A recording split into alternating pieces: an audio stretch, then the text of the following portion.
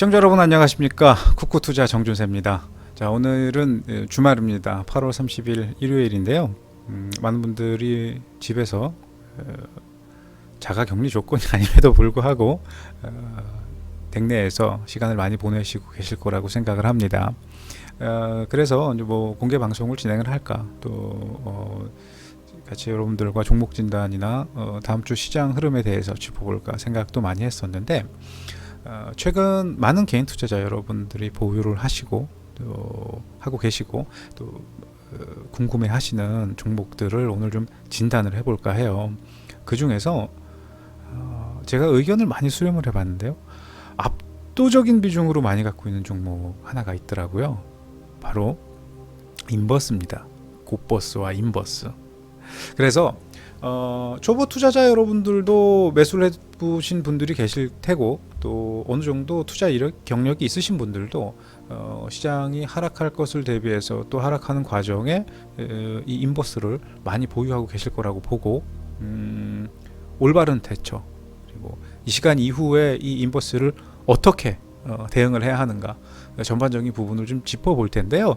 초반부에는 정말로 기본적인 부분들이 있잖아요. 과연 이 ETF가 무엇이냐, 그리고 인버스라는 게 어떠한 가격 구조를 가지고 움직이느냐, 그런 특성과 이 전반적인 부분들을 한번 짚어보도록 하고, 서서히 앞으로 우리 시장과 관련된 부분과 지수의 흐름, 인버스의 가격 조건, 그런 것들을 좀 짚어볼까 해요. 그러니까 끝까지 채널 돌리지 마시고 시청해 보시기 바랍니다.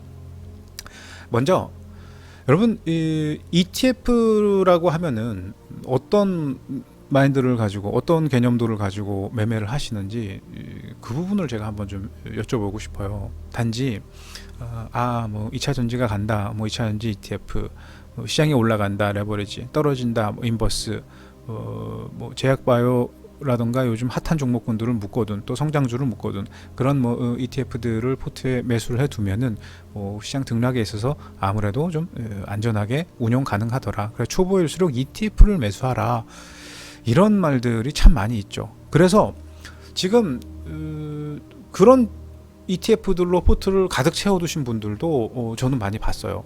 그 많은 질문들을 해주시고, 사실상. 그런데 장이 좋으면 의도한 바대로 ETF는 아주 견고한 수익을 낼 수 있는 그런 종목으로 자리매김할 수 있지만,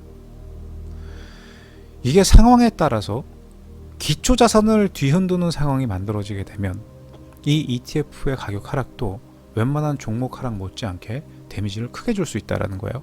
그나마 지수물, 지금처럼 인버스 혹은 뭐 레버리지, 지수가 올라가는 것과 내려가는 것에 베팅을 하는 종목군들은 뭐 어떻게든 빠져나올 구멍이 있고, 또 그 득실률이 크지가 않아요. 또 상품 선물과 관련된 ETF나 뭐 ETN들도 어떻게 보면은 적정 시간을 두고 제 가격을 찾아오려고 하는 습성들이 있기 때문에 그렇게 뭐 위험하다고 보이지 않죠. 그러나 이게 제대로 된 흐름이 나가지 않으면 어떤 종목보다도 피곤해질 수 있는 게 ETF라는 것도 여러분들 감안을 하고 계셔야지 됩니다. 어쨌거나 오늘은 그 많은 ETF 중에서 시장의 등락과 밀접한 관계를 가지고 있는 레버리지, 그리고 인버스, 오늘은 그 중에서 인버스와 곱버스와 관련된 이야기들을 좀 체계적으로 해볼까 해요. 먼저 개념도부터 정립을 해볼게요. 이런 이야기를 하면은 되게 어렵게 생각을 하고 또 귀찮아하시는 투자자분들이 많이 있어요. 근데 조금 최대한 제가 쉽게 이해하실 수 있도록 최대한 설명을 쉽게 해보도록 하겠습니다. 화면을 봐주시고요. 먼저 개념도를 좀 정립을 해봐야 되겠죠. 우리나라에는 거래소와 코스닥이 있죠. 종합주가지수, 즉 거래소의 종합주가지수, 코스피 지수에는 이 코스피 지수를 구성하고 있는 수많은 종목군들 중에요, 대표되는 종목군들, 업종과 섹터, 그리고 시총을 토대로 해서 대표되는 종목 200개의 종목을 추려서 그 종목 종목들의 평균값. 코스피 200이라는 지표가 있어요. 많은 분들이 종합주가지수 하면은 그냥 코스피 지수의 움직임만 생각을 하시는데, 사실상 우리가 좀 중요하게 봐야 될 것은 이 코스피 200 지수예요. 그리고 이 코스피 200 지수를 가지고 코스피 200 선물이 움직이고, 또 이 코스피 200에 포함되어 있는 기초 자산들, 이 코스피 200에 포함되어 있는 200개의 종목군들이 이 코스피 200이라는 지수를 구성하는 기초 자산들인 거예요. 이 기초 자산들의 움직임에 따라서 시장은 정말로 살벌하게 낯짝을 하루에도 수십 번씩 바꿀 수가 있어요. 특히 만기주라던가 파생 옵션, 선물 옵션 만기주, 파생 시장과 관련된 부분으로 얘기 넘어가면 좀 어려운 얘기들이 많이 나오는데, 만기에 근접하거나 만기날 같은 경우에는 굉장히 빠르게 이 코스피 200 지수의 변동이 시장을 들었다 놨다 하죠. 근데 많은 개인 투자자 여러분들은 그냥 종목이 가서 수익을 내면 되기 때문에 이런 부분들은 별로 그렇게 듣고 싶어 하는 이야기가 아니고 또 어려운 이야기예요. 그래서 어려운 부분들을 떼내고 쉬운 부분만, 이제 개념도만 좀 정립을 해보자면, 기초 자산은 코스피 200을 구성하고 있는 200여 개의 종목군들, 그 종목군들을 토대로 나오고 있는 이 코스피 200 지수, 인버스의 기초 자산은 코스피 200 지수다. 코스피 200의 기초 자산은 코스피 200을 구성하고 있는 200여 개의 종목이다. 일단 기본적으로 이렇게 짚고 넘어가도록 하겠습니다. 첫 번째, 인버스. 이 인버스는 무엇을 추종하느냐? 얘가 추종하는 것은 코스피 200 지수다. 코스피 200 지수의 등락에 따라서 인버스의 가격은 결정된다. 여기를 잠시 봐주세요. 인버스예요. 인버스. 추적 지수가 코스피 200이죠. 추적 오차율과 괴리율이라던가 이런 좀 어려운 말들은 조금 제가 배제하고 좀 쉽게 설명을 드리도록 할게요. 오차율이라고 하는 것은 사실 코스피 200 지수가 움직임에 따라서 이 호가가 지금 호가 한 단에 5원씩 움직이는데요. 사실 좀 큰 격차를 두고 움직일 수가 있어요, 장중에는. 그래서 지수물과 관련되어 있는 ETF를 매수하실 때는 꼭 정값에 매수하려고 노력하지 않으셔도 돼요. 진폭이 빠르고 크게 나올 때는, 예를 들어서 갑자기 지수가 내려간다, 그래서 인버스가 상승할 수 있는 조건이 됐다라고 하면 확 하고 매수해가 들어온단 말이죠. 그래서 가격에 왜곡이 나버려요. 가격에 왜곡이 나버리면은 막 달겨들어서, 우리 종목 같은 경우는 그렇잖아요. 이 종목을 예를 들어서 우리가 삼성전자라고 이해하기 쉽게 삼성전자라고 이야기해 보면, 뉴스가 나오고 막 난리가 나서 삼성전자 매수하면 막 어마어마하게 여기저기서 매수가 들어와요. 개인들도 매수하고 외인들도 매수, 기관들도 막 미친 듯이 매수를 한단 말이야. 그러면 가격이 어떻게 됐습니까? 막 올라갈 거 아니에요. 근데 ETF는 그렇게 할 수가 없어요. 지수가 올라가서 지수가 올라간다, 매수해야지. 그러고선 막 레버리지를 매수했어. 혹은 지수가 떨어진다, 지수가 떨어진다, 인버스를 매수해야지. 그래서 인버스가 막 상승을 했어요. 가격대가 지수가 떨어지면 상승하는 게 인버스니까 막 매수를 해서 가격이 왜곡이 나게 되면, 지수의 움직임보다 얘의 움직임이 더 커지게 되면은 자동적으로 제어가 들어와요. 프로그램 제어가 들어와. 하지만 그게 칼같이 작용을 하진 않아요. 그래서 항상 오차라는 게 있어요. 어느 정도 10원, 20원 차이라고 하면은 조금 기다렸다가 밑에 걸어서 매수를 하거나, 파는 것도 조금 기다렸다가 한도 호가 위에다 팔아보는 것도 이 ETF를 매매하는데 아주 중요한 매매 기법 중에 하나라고 생각을 하면 돼요. 딱히 기법이라고 하기엔 그렇지만 어떤 테크닉 중에 하나라고 인지하고 계시면 되겠습니다. 오차율이라고 하는 것은 이 인버스라는 ETF가 지수를 추종함에 있어서 어느 정도의 오차를 두고 움직이느냐, 그렇게 이해하시면 쉬울 것 같아요. 그래서 여기 표시되어 있는 내용들은 일단 간단하게 그 정도만 인지를 하고 계시고, 오늘 제가 핵심적으로 말씀드리고 싶은 부분들은 사실 인버스와 곧버스의 차이점, 그리고 얘들이 어떻게 움직이느냐라는 것을 가장 초반부에 말씀을 드리고, 이후 이 종목들을 보유하고 계신 가격대별로 어떻게 대응을 해야 되느냐 라는 것들을 설명을 드리려고 하는데요. 그 이전에 제가 하나 질문을 해볼게요. 곧버스가 아니라 인버스를 들고 계시면, 인버스를 포트에 들고 계시다고 하면 지금 몇 프로 손실률이 나왔나요? 지수가 많이 올라왔잖아요. 인버스는 말 그대로 지수가 내려가면 수익이 나는 건데, 지수가 올라왔으니까 손실 중일 거 아니에요. 얼만큼 손실을 보셨냔 말이죠. 웬만한 종목들 갑자기 막 움직여서 30, 40%, 50% 손실 나는 것만큼 인버스가 지금 대단한 손실이 나 있나요? 아니죠. 그게 장점이자 단점이 될 수 있어요. 이런 ETF들은 손실이 나도 크게 손실이 안 나고 수익이 나도 크게 수익이 나지 않아요. 그래서 오히려 어마어마한 비중으로 매수를 하시는 분들이 있어요. 그건 굉장한 실수를 하시는 거예요. 그거는. 자, 여기를 보면은 ETF 유형별 과세 안내라는 말이 있죠. 그렇죠? ETF 유형별 과세 안내. 근데 보면 거래세가 비과세예요. ETF는 거래세와 관련돼서는 비과세입니다. 그래서 자주 사고 팔아도 수수료에 대한 데미지가 없어요. 예. 그럼 오히려 자주 사고 팔 수 있는 전제가 우리한테는 좀 유리한 조건으로 형성되어 있다 생각해 볼 수 있겠죠. 거기서부터 일단 출발을 해봐야지 돼요. 꾸준하게 인버스와 레버리지를 같이 보유하고 이제 어떤 종목이 됐든 하나를 보유하고 가져가는 것도 좋은 방법이지만, 구간 사고 팔면서 핸들링을 할 수 있다면은 좀 더 좋은 수익을 누적시킬 수 있겠죠. 근데 앞서 말씀드렸다시피 얘는 수익이 나봐야 그렇게 크게 수익이 안 나고 손실이 나봐야 크게 손실이 안 나요. 그러니까 이걸 가지고 10원, 20원 뛰기를 한다고 해봐야 사람들이 성에 안 차는 거죠. 성에 안 차. 오히려 막대한 자본으로, 그러니까 나 인버스 한 5천 들어가 볼까? 레버리지 한 5천 들어가 볼까? 이렇게 또 큰 자금으로 이런 것들을 운영하려고 하시는 분들이 계세요.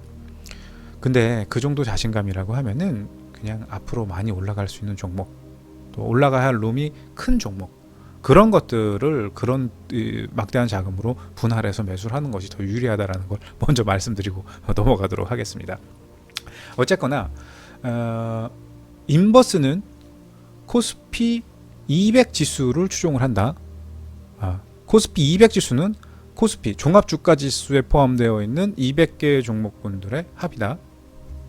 그 다음 코스피 200의 특성을 알면, 인버스가 추종을 하고 있는 기초자산이 코스피 200이니까 코스피 200을 알면 앞으로 어떤 흐름으로 시장이 전개될 수 있는지, 그리고 이 종목을 어떻게 핸들링 해야 되는지 개념도를 조금 더 명확하게 인지할 수 있겠죠. 그럼 우리 이 코스피 200을 조금만 심도 있게 파보도록 할게요. 얘 좀 어려운 얘기가 될 수 있는데요. 여러분 어렵게만 생각하지 마시고 기본적으로 알고 있으면은 상식적으로도 도움이 되는 내용이 되고, 앞으로 시장에서 갖고 있는 종목군들 핸들링하는 데도 크게 도움이 될 수가 있어요. 다양한 종목들이 코스피 200에 포함이 되어 있지만, 시가총액 상위에서 중요한 종목군들 200개의 특성을 보게 되면은 어떤 날은 이런 게 있죠.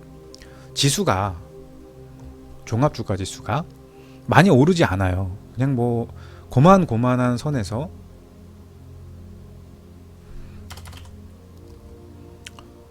어떤 날은 종합주가지수가 많이 움직이지 않아요. 이렇게 많이 움직이지 않는데 어떤 종목군들은 많이 올라가는 게 있고, 또 지수가 많이 내려가지 않는데 어떤 종목군들은 많이 내려가는 종목군들이 있죠. 이 지수와 종목군들 사이에는요 아주 밀접한 상관관계가 있고, 이 지수를 움직이는 데에는 여러 가지 메커니즘이 있지만, 사실 우리 시장 같은 경우엔 코스피 200 선물이 움직이는, 그리고 선물 만기라던가 동시 만기라던가 옵션 만기에 의해서 지수를 인위적으로 움직여야 할 때가 있어요. 그러니까 이건 종목 들으시는 분들이 좀 어려워하실 수 있는 내용이지만, 예를 들어서 특정 주체가 이번 만기 때 특정 수치를 목표로 두고 있다, 혹은 자신들이 갖고 있는 포지션보다 수치가 많이 어긋났다. 그러면 인위적으로 밀어버리면 됩니다. 그 수치까지 올려버리거나 그 수치를 보내지 않고 뻗당기거나 오히려 반대 수치를 내려보내거나, 이런 인위적인 작업이 무조건 들어오게 되어 있어요. 무조건 들어옵니다. 그리고 무조건 진행되고 있고, 지금 현재 오늘은 일요일이니까요. 장이 열리는 매 순간 매소 매초 모든 구간에는 다 인위적인 흐름이 개입될 수밖에 없어요. 그것이 기계가 됐든 사람이 손으로 매수를 하는 대응이 됐든 그 알고리즘과 움직이는 메커니즘은 똑같아요. 여러분이 어마어마한 돈을 갖고 이 시장에 들어왔다면 손실을 쉽게 보고 싶어 하겠습니까? 아니죠. 더군다나 여러분들한테는 어떤 전지전능한 힘이 있어. 지수를 움직일 수 있는 장치와 메커니즘과 어떤 로직과 움직이는 알고리즘과 그만큼의 돈도 갖고 있어. 그러면 여러분들 손실 보려고 하겠습니까? 어떻게든 내가 원하는 방향으로 이끌어 갈 거 아니에요. 그죠? 그래서 시장은 큰 흐름에 있어서는 왜곡도를 크게 잡아갈 수 없지만 구간에서 어마어마하게 흔들면서, 또 혹자는 그걸 휩소라고도 이야기를 하는데, 휩소가 나오는 구간은 따로 있고요.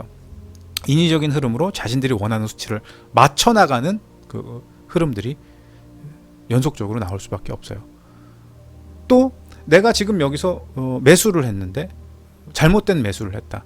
빠져나올 수 있는 구멍을 만들기 위해서라도, 그걸 빠져나가기 위해서라도 거기에 부합하는 수치를 만들어내고, 그러고 거기서 본인들이 포지션을 돌려서 다시 전체 흐름에 부합하는 포지션으로 돌려놓은 상태로 흐름을 타고 가고, 이런 일련의 과정들이 무한 반복되면서 그런 과정 속에 종목군들과 지수는 왜곡이 나게 돼요. 자, 쉽게 설명해 볼게요. 코스피를 구성하고 있는 종목군들 중에서 가장 큰 시가총액, 그리고 이 지수를 왜곡시킬 수 있는 가장 좋은 방법은 시총이 큰 몇 개의 종목군들을 움직여주는 거예요. 예를 들어서 삼성전자, 하이닉스, 현대차 이런 종목들을 매수를 해요. 그래서 막 3%, 4%를 올렸어. 그럼 당연히 지수가 올라가겠죠. 그런데 코스피라고 하는 이 거래소 종합주가지수는, 그리고 종합주가지수를 구성하고 있는 그 안에 중요한 200여 개의 종목군들의 합인 코스피 200은 오히려 저들 종목만 있는 게 아니잖아요. 그러니까 저 몇 개의 종목군들을 어마어마하게 플러스로 만들어 놓고 나머지를 다 패대기를 치는 거야. 그럼 어떻게 되겠어요? 지수는 옴짝달싹 안 하고 강보합, 약보합 선에서 이렇게 움직이는 듯 하지만 시가총액 상위로 지수를 붙잡아 놓고 나머지 종목군들 다 패는 거예요, 그냥.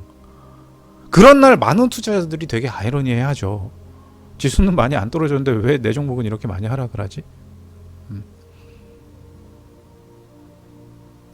경우에 따라 다르겠죠. 종목군들을 대단위로 리밸런싱을 해야 되는데 지수가 움직이면 다른 데미지가 들어올 수 있다고 하면 지수를 붙잡아 놓은 상태에서 다른 종목도 다 패대기를 쳐야지 되겠지. 그런 형식으로 밸런스를 잡는 날도 있고, 반대의 경우에서 종목을 지금 빨리 매집을 하고 빠르게 올려서 차익을 하고 청산을 잡아야 되는데, 이러면 지수가 올라가면 우리 해칭 포지션에 있어서 어떤 데미지를 입어. 그 경우는 지수를 붙잡아놓고 다른 종목군들을 빠르게 핸들링을 한 그런 흐름에 의해서 지수는 상승분이 적지만 종목군들의 상승은 꽤나 두드러지게 상승을 하는, 반대의 경우에서는 그런 흐름이 나올 수도 있고, 굉장히 제가 극단적인 설명을 하는 거예요. 이해를 쉽게 돕기 위해서. 또 이런 것도 있어요. 정말 2,800여 개 종목 중에서 가는 종목은 몇 개가 안 돼. 몇 날 며칠 동안 1% 상승하고 0.5% 빠지고 1% 하고 0.5% 상승하고, 이런 말도 안 되는 짓거리를 하면서 종목들은 대부분 여기 붙어 있는데, 순간적으로 어디서 매수가 들어와서 확 하고 튀고 올라갔지만 프로그램이 확 눌러가지고 더 이상 올라가지 못하고, 이렇게 종목들은, 많은 종목군들이 그 자리에서 맴돌고 있는데, 막 시총 상위 종목이나 대형주들, 초대형주들은 갑자기 막 쭉 상승을 해. 어마어마하게 상승을 해. 삼존, 현대차는 이런 게 막 5%씩 상승을 해. 상식적으로 저 정도 상승을 하면 지수도 막 5%, 6% 상승을 해야지 될 것 같은데, 지수는 1%, 1.5%밖에 상승을 못 해. 여러 상황이 있어요. 여러 상황.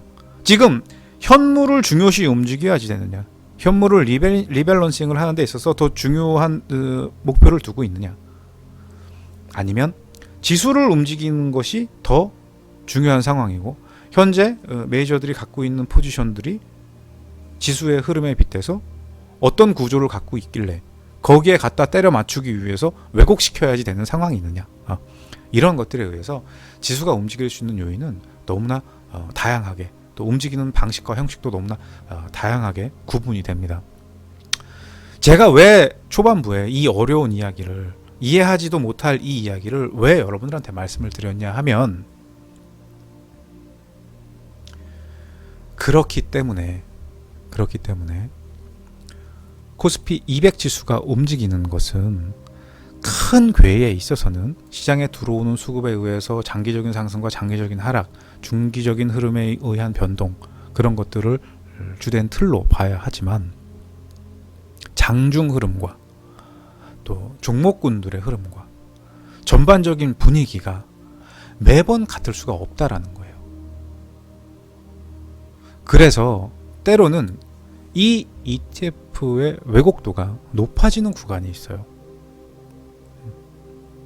이런 ETF나 지수물의 왜곡도가 높아지는 구간이 있다고. 이거는 사실 파생을 오래 하신 분들이나 선물시장의 구조, 이 시장에서 현물과 선물 간의 상관관계를 좀 깊이 있게 이해하고 계신 분들은 쉽게 이해를 하실 수 있는 부분인데, 아무튼 지금은 뭐 그런 이야기를 하려고 하는 타이밍은 아니니까, 개인 투자자 여러분들이 유념하고 계셔야 될 기본적인 베이스는 인버스, 즉 지수가 내려가야만 수익이 나는 저 종목과 지수가 올라가야만 수익이 나는 레버리지, 이 둘의 특성은 코스피 200을 추종을 하는데, 코스피 200의 흐름은 얼마든지 인위적으로 왜곡이 될 수 있다가 핵심인 거예요. 코스피 200이라고 하는 이 지수는 큰 흐름에 있어서 상승과 하락의 궤를 만들어 나갈 수 있지만, 얼마든지 그 구간에서는 크고 작은 왜곡이 나갈 수 있다. 그 왜곡을 최대한 이용해서 구간 수익을 낼 수 있는 어떤 확고한 룸이 있다면, 그런 것들을 통해서 단기적인 대응을 해보는 것도 정말 좋은 대처 방안이 될 수 있다. 이 이야기를 설명드리기 위해서 이 코스피 200이 어떤 방식으로 왜곡이 되는지 몇 가지 일례를 간단하게 설명을 드렸고요. 이거를 깊이 있게 설명하라고 하면은 진짜 신랄하게 제가 한번 까드리도록 하겠습니다. 우리나라의 지수가 움직이고 종목이 움직이는 것을 누누이 말씀드리지만 곧대로 바라보지 마시기 바랍니다. 제가 아직 영상이 안 올라간 게 있는데, 초보 투자자들을 위한 몇 가지 영상들이 올라감과 동시에 중요하게 여러분한테 말씀드릴 내용들을 다 공개를 해드릴 거예요. 시장의 민낯을 밝혀드릴 겁니다. 그러니까 이제 그때 그거는 검증을 해보는 걸로 하고, 어쨌든 코스피 200 지수는 의도치 않게 혹은 의도된 왜곡이 항상 나오고 있다. 앞으로도 나오게 될 것이다. 그런 변동의 흐름을 최대한 활용해 보자. 그렇게 첫 번째 설명을 마무리하도록 하겠습니다. 자, 이제 두 번째는 코덱스 인버스가 있고요. 이제 고버스라고 하는 코덱스 200 선물 인버스가 있죠. 되게 여러분들이 이것도 단순하게 생각을 해보시면은,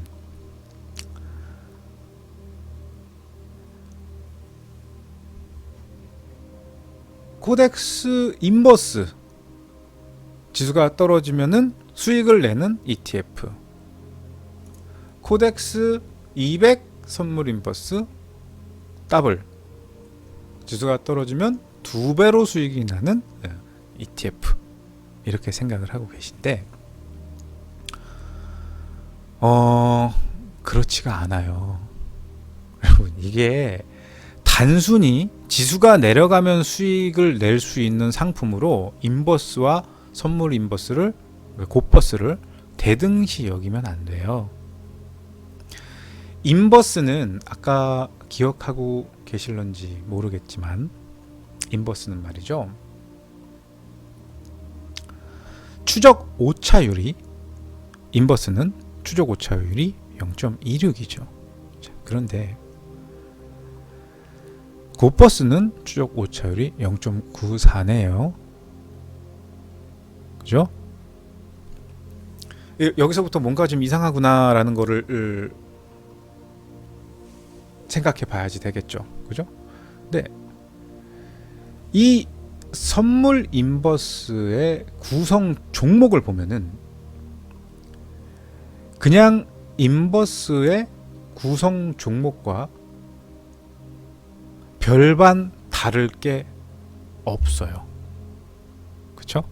근데 왜 오차율이 2배가 나게 되냐 하면,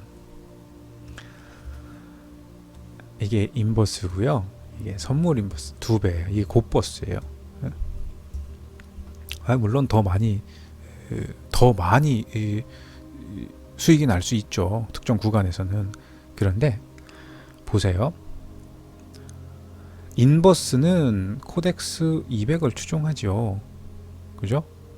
구성 종목이, ETF의 구성 종목이 원화와, 이건 환율이라는 거죠. 그다음에 코스피 200 선물을 포함하고 있어요. 그런데 선물의 수량이 인버스와 선물 인버스, 그러니까 곧버스하고 수량 차이가 있고요. 얘는 코스피 200을 추종하지만 곧버스는 인버스를 추종을 하는군요. 자, 여기서 인버스는 코스피 200을 추종을 하고, 그렇죠? 그러니까 코스피 200은 코스피를 구성하고 있는 200여 개 종목군들의 흐름이고, 이 종목군들은 언제든 원하는 대로 원하는 방향으로 지수를 움직이기 위해서 왜곡시킬 수 있다는 것을 여러분들은 바로 이전에 배웠고요. 그렇게 인위적으로 움직일 수 있는 지수의 주요 종목군들을 추종을 하는 게 인버스인데, 그렇게 추종을 하는 동안 왜곡과 괴리가 발생을 하는데, 그 괴리가 발생하고 있는 자산을 또 추종을 하네, 곧버스는. 그죠? 그러면 어떤 게 더 리스키해요? 물론 지수가 내려가면 곧버스는 더 큰 수익을 줄 수 있어요. 더블이니까. 그런데 뒤집어지면 손실은 2배로 날 수 있겠죠. 좋다 이거야. 내가 선택한 것에 대해서 내가 베팅을 잘못했으니, 내가 잘못 판단했으니까 내려간다고 생각했는데 올라와서 손실 봤어. 에이씨, 뭐 손실 인정해버리면 되는데, 그것도 열받는데, 이게 추종을 하는 기초자산의 개념이 다른 거예요. 그러니까 사실상 요만큼 움직였을 때, 자, 이 화면에다 그려야 되겠다. 사실상 지수가 요만큼 움직였을 때 인버스가 요만큼 수익이 난다고 하면 곧버스는 요만큼 수익이 나야 되는데, 지수가 요만큼 움직였을 때 인버스가 요만큼 수익이 났는데 곧버스가 요거밖에 수익이 안 나. 혹은 반대로 지수가 내려가지 않고 요만큼 올라왔는데, 그래서 그냥 인버스가 이번에는 요만큼 손실이 났단 말이야.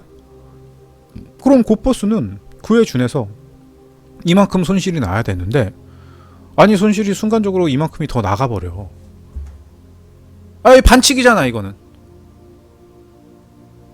반칙이잖아요. 2배로 추종한다며. 2배로 추종하니까 내려가는 것만큼 2배의 수익을 주거나 2배의 손실이 나야 되는데, 왜 그것을 초과하는 손실이 나오거나 그것에 미달하는 수익이 나오는 이유는 뭐냐는 거지. 기분이 더럽죠. 근데 인버스도 마찬가지고 곧버스도 마찬가지예요. 그 오차율이 인버스보다 곧버스가 더 크게 날 수밖에 없는 거예요.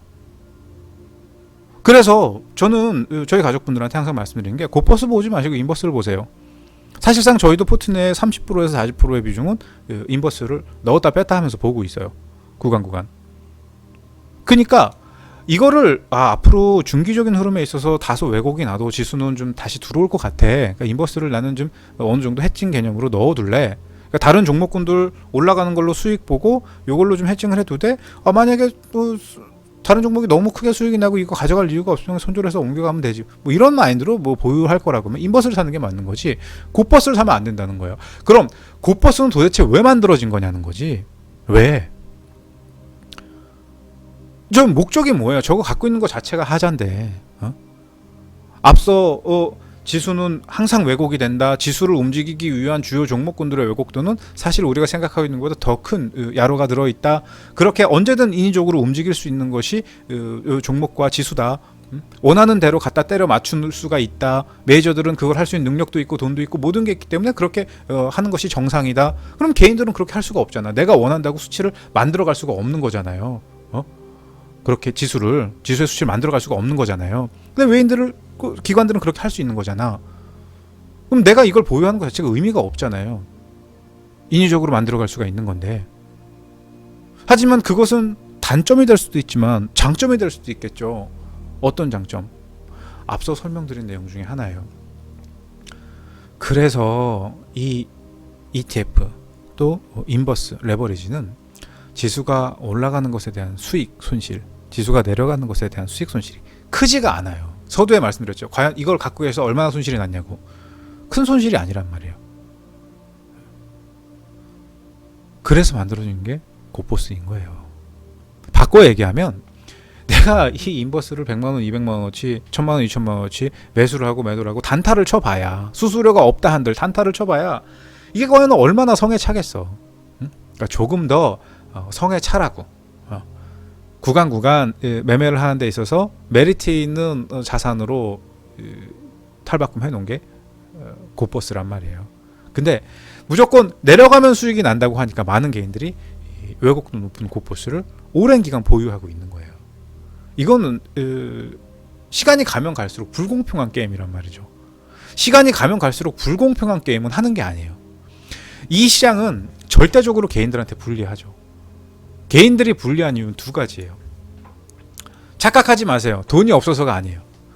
개인들한테 1조라는 돈을 준다고 해도 개인들은 절대로 원하는 수치를 만들어낼 수 없어요. 이유는 간단합니다. 하나의 집단이 아니기 때문이에요.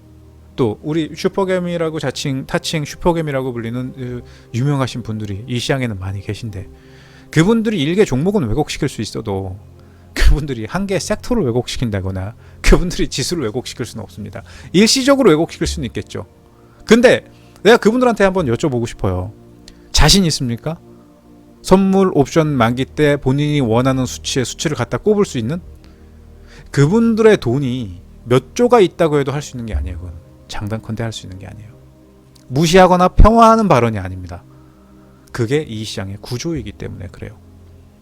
일단 거기서 불리함을 먹고 들어가는 게 개인인데, 시간이 가면 갈수록 불리한 구조를 취하고 있는, 또 피곤해질 수 있는 여지와 뭔가 불합리한 조건 속에서 게임을 해야 되는 그런 상품 자산을 오래 끌고 간다라는 거는, 이건 좀 어폐가 있는 거죠. 그래서 정의를 내려볼게요. 인버스는 어느 정도의 스윙을 두고, 스윙을 할 수 있는 기간을 두고 묶어두고 손실 또는 수익을 넘나들면서 대응을 할 수 있어요. 그러나 고버스라고 하는 두 배 인버스는 내려가는 구간, 지수가 내려가는 구간에서 특정 구간의 수익을 보기 위한 하나의 상품 자산으로만 생각을 하고 대응을 하는 게 유리하다. 저거를 오래 끌고 가는 것은 불리하다. 그렇게 이 두 개의 특성을 설명을 드리고 말씀을 드리도록 하겠습니다. 앞으로 지수가 내려갈 때 나는 오늘 내일 이틀 동안 그냥 빨리 보고 와야지, 고퍼스를 보시면 됩니다. 그러나 나는 포트에서 내가 주요 종목군들을 4-5개를 가져가고 있는데 이 핫한 5개의 종목군들이 언제 변동을 보여서 이상한 흐름을 보일지 모르니 난 인버스를 조금 포트에 담아둬야지. 그리고 내려가면은 이렇게 해칭해 둔 걸로 수익을 보고 이런 것들을 내려갔을 때 물타서 보강을 해야지. 이런 마인드로 보시겠다고 하면 인버스를 포트에 담아두시면 됩니다. 이 두 종목의 특성과 같은 맥락이죠. 지수가 내려가면 수익을 보는 거. 그러나 이 종목들을 어떻게 다루는 것이 유리한지에 대해서는 아마 오늘 많은 분들이 처음 아셨을 거예요. 일단 오늘 첫 시간에는 인버스, 과연 코스피 200을 어떻게 추종하느냐, 인버스를 구성하고 있는 상품은 어떤 원리에서 가격 시세, 인버스의 시세를 만들어줄 수 있는 제반 조건을 갖추느냐, 인버스와 고포스는 어떤 차이를 갖고 있느냐, 개인 투자자들이 인버스와 고포스를 운영을 할 때는 어떤 방식으로 운영하는 것이 더 유리하느냐, 이런 전반적인 것들을 좀 짧게 짚어봤습니다. 이제 다음 시간에는요, 우리가 앞으로 이 인버스를 보유하고 있는 개인 투자자 여러분들이 어떻게 해야 하는가, 어느 가격대에서 청산을 하고 어느 가격대에서 대응을 하는 것이 유리한가, 이 부분을 다시 한번 짚어보도록 하겠습니다.